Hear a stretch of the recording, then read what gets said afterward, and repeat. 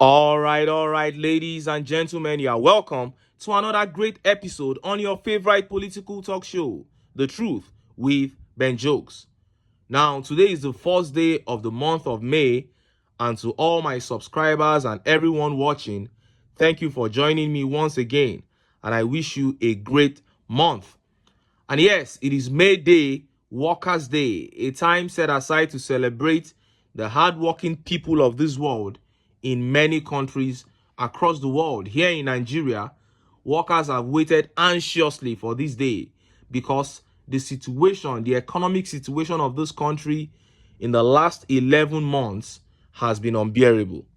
In my study of many countries, only wars and natural disasters have led to this kind of economic depression that Nigerians have experienced in the last 11 months. The numbers are unbelievably scary. A 300% increase in the price of petrol. Import duties increased 3 times in 4 months.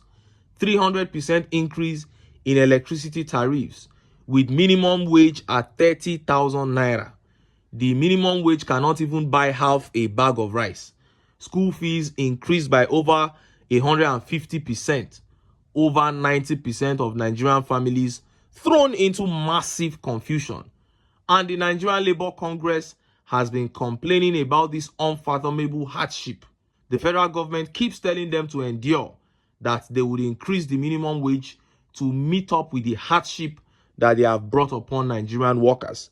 Discussions on minimum wage have been going on since July 2023. That's 9 solid months ago. It is long overdue, and Nigerian workers believed that the big announcement of a minimum wage that would ameliorate their suffering will be made today, the first day of May, which is Workers' Day. But to their greatest shock, the government has not said a word about minimum wage. Instead, they shocked workers by making a ridiculous announcement. Before I show you what they said and how Nigerians reacted, let me quickly show you this update. Nigerian passport ranked among top 10 worst travel documents globally. It is the 10th worst travel document globally, ranked 191 out of 199 countries, according to the Visa Guide's World Passport Index. The ranking revealed that, as of April, the passport of the so-called giant of Africa is accompanied by countries like North Korea 192, Iraq 193, Libya 194, Sudan 195, Pakistan 196, Afghanistan 197, Syria 198, and Somalia 199. The index is a passport ranking system that uses the destination significance score to evaluate and rank the passports of countries and territories based on various factors to determine their strength and assign a unique value to each passport.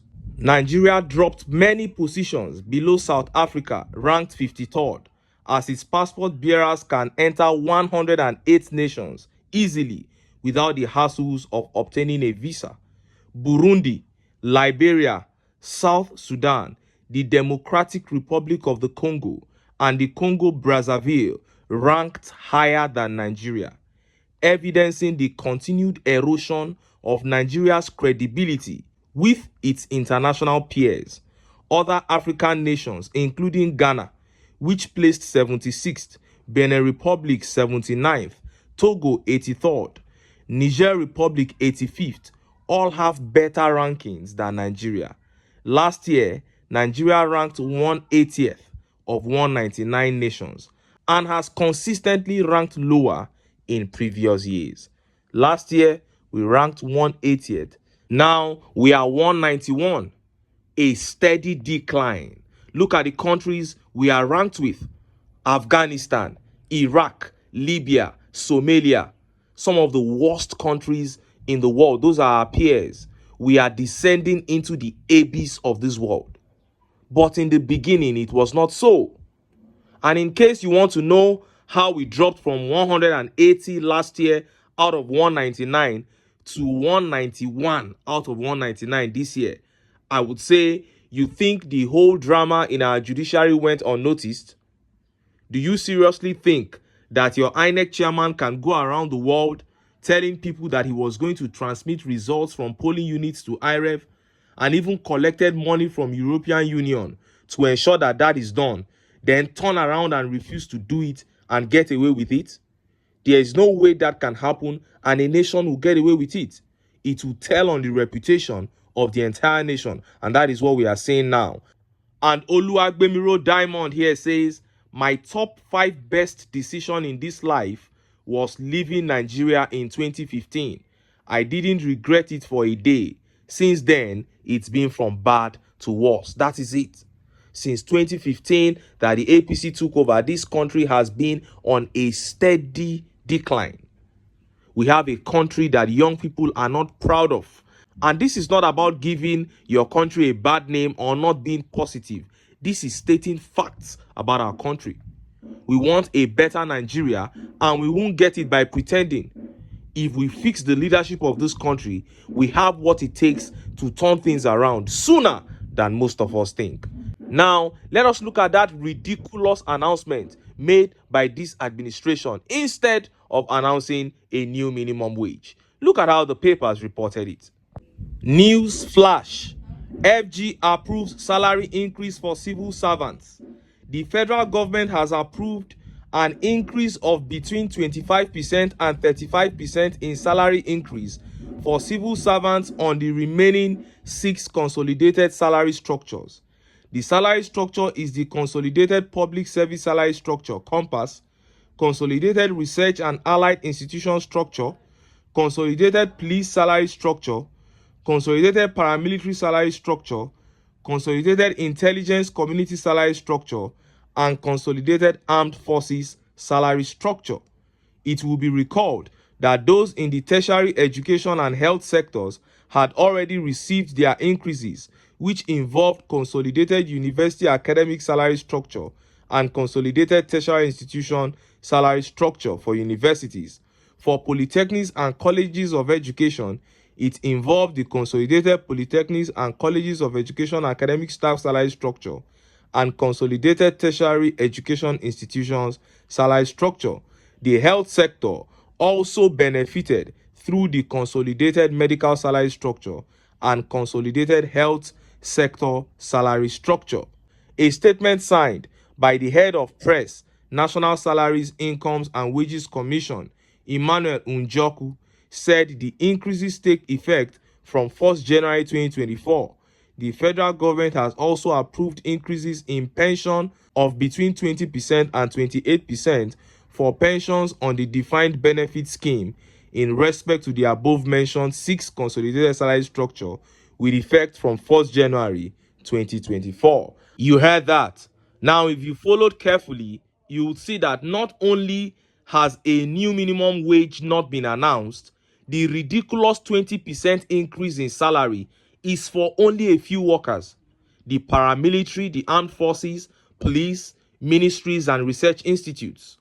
According to the statement, those in the health sector and education sector have already received their increments, meaning the status quo remains for them.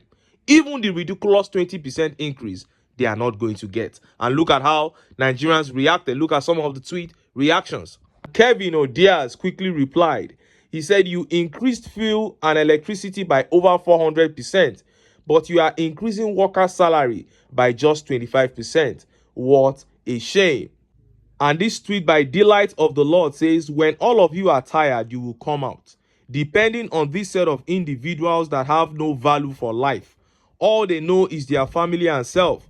Most of them have been enjoying things free for about 24 years, meaning that it is Nigeria catering for them since. And Truth Media here says they increased their own salaries by 110%.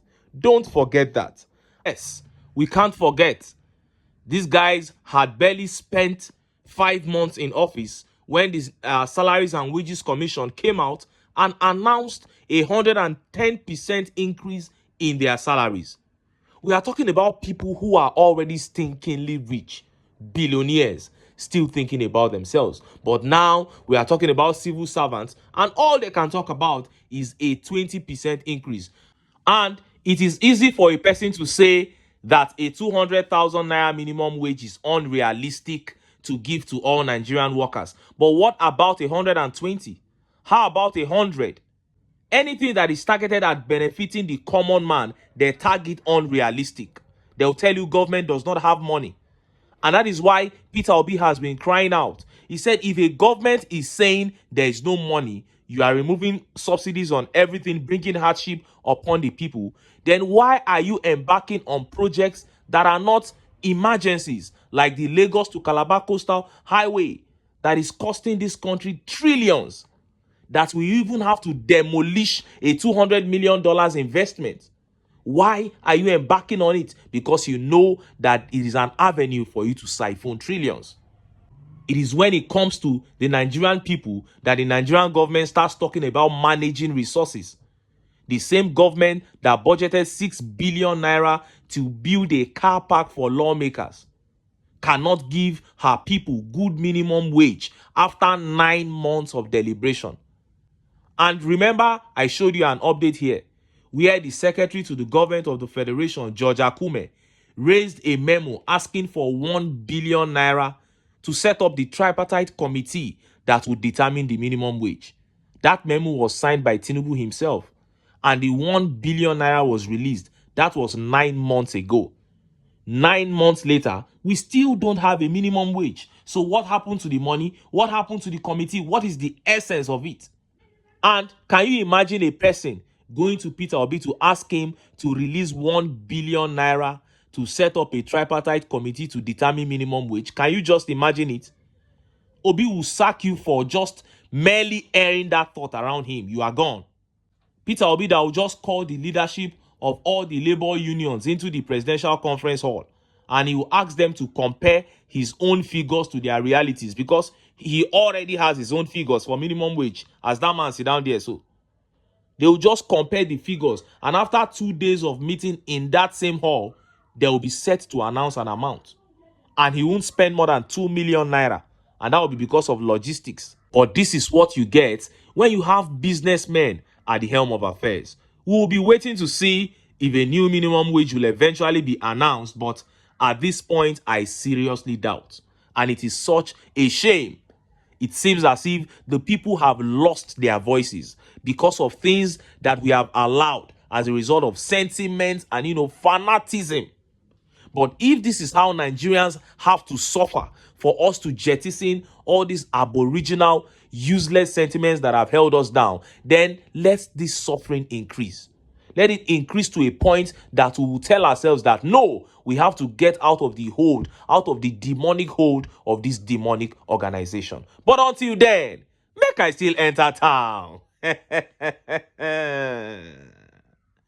I go get some ogbonge political news where una go like. Why? Because now because of una. Now I dey here, so don't go away. Sorry,